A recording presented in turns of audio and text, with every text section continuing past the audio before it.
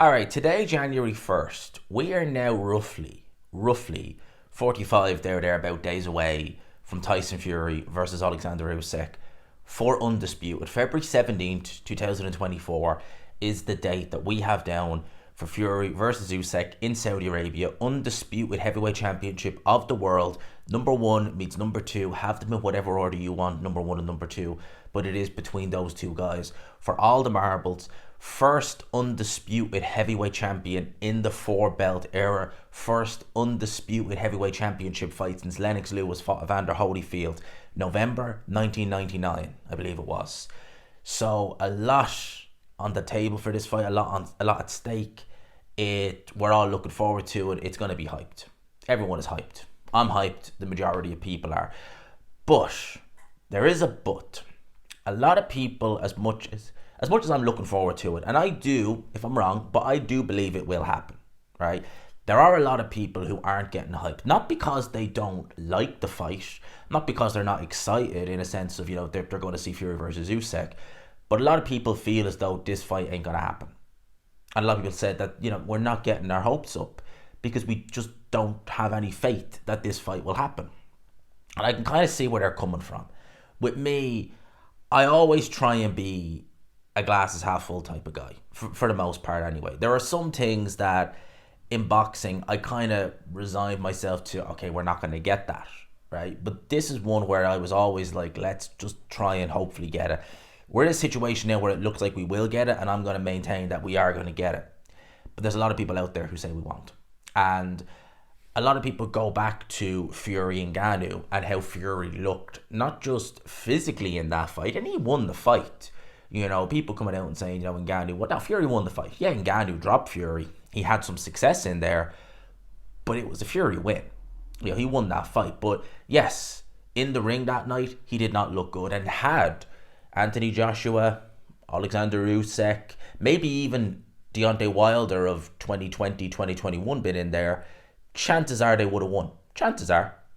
In fact, I would definitely have picked Usyk, Joshua, and probably even Wilder. With that version of Fury who fought Ngannou, they would have beaten him. In my opinion, he did not look good in there.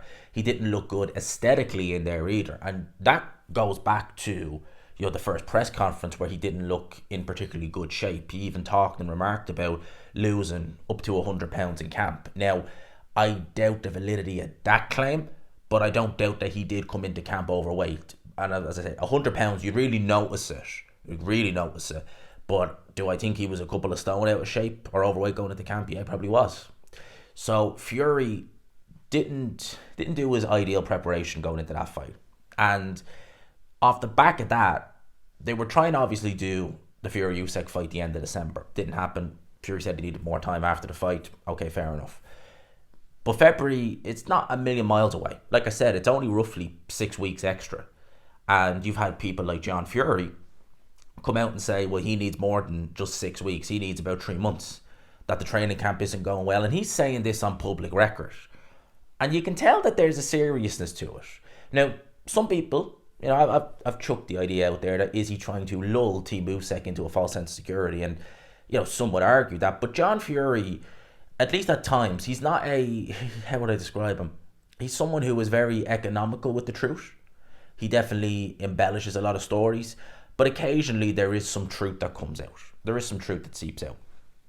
For all his flaws, he does know the sport of boxing. He knows what he's looking for. And when it comes to his son especially, he is more of a straight shooter, at least, when he's not happy with something. And you get the impression that he genuinely isn't happy with things that are going on in that camp. And he's already been saying stuff like, he needs more time, this, that, and the other. But he's always maintained February 17th is the date that they have to work with.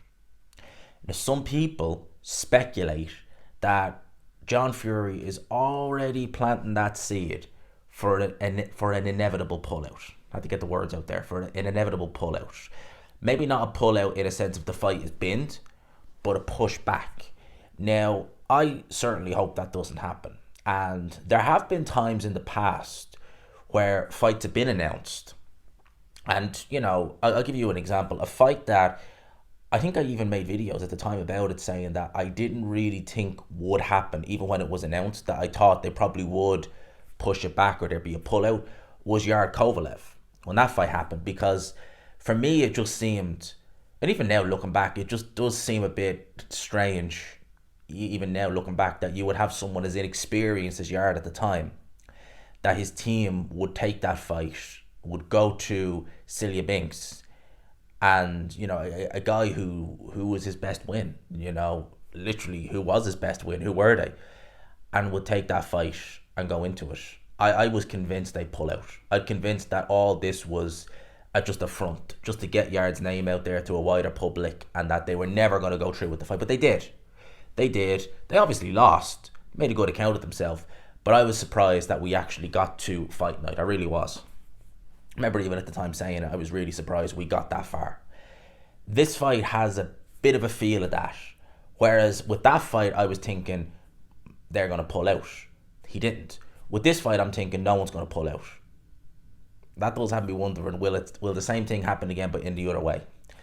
For me, I think this fight happens. I do. I genuinely do. That's why I'm getting excited for it. That's why I'm doing videos on it. That's why I'm going to do some breakdowns, prediction videos in the coming days and weeks. But a lot of people out there are saying the same thing. They are not, and I'm sure you'll see it in the comments, inevitably in the comments. I'm not having a go at those people, by the way, for saying it. That's their opinion, by the way. But a lot of people are saying, we're not getting excited about this fight because genuinely don't believe it's going to happen. Okay, well, let's see. Let's see. I don't like what I'm hearing from people like John Fury. However, you contrast it to what you're seeing in camp from Tyson. I remember Moses Atelma, I think it was before he fought in the York Hall back in the start of December, was saying that he was planning on being in Fury's camp in around about the month of January. Well, that was pushed forward. They were sparring before Christmas. So Fury, Tyson, is already in camp. He's already got Moses Atelma in there as a sparring partner. They're looking to get Jay Apataya in there as a sparring partner. All that is good. And for me, I don't think you would get these guys in and be sparring and training like that if you intended to, find an injury. The only kind of worry I have is that sparring the likes of Atelma and sparring the likes of Jay Apataya, if it's full-blown balls to the walls, let's go, let's see what you can do, injuries can happen. Fury often speaks about the training that he does, saying that I went for a 4-mile run, I done some hill runs, I done this, that and the other, and to be honest with you, that is good training. It is for boxing, doing like sprints and stuff like that. It is good. But I've said this several times and I'll maintain it.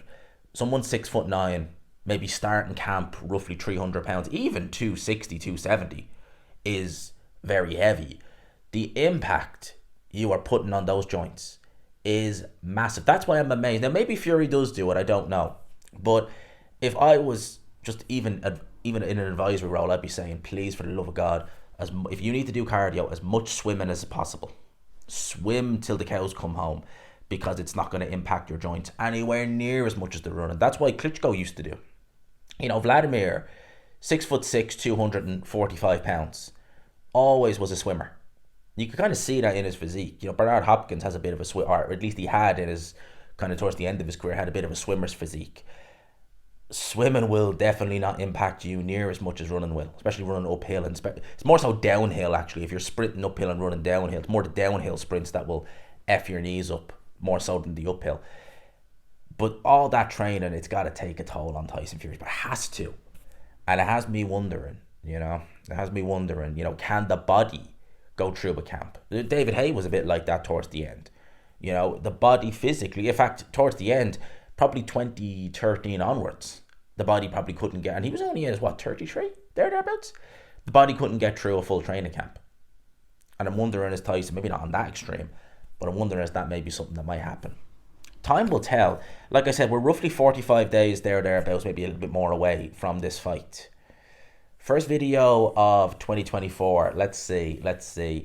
Will we get this fight February 17th? Let me know your thoughts in the comments below. I hope you enjoyed it, people. First of the new year.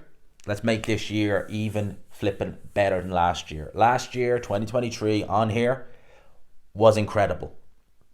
This year, let's hope it's even better. It will be, because we are doing some changes.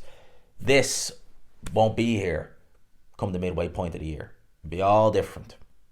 Let's go. Let's see what happens. I'll leave it there, people. Hope you enjoyed it. Peace.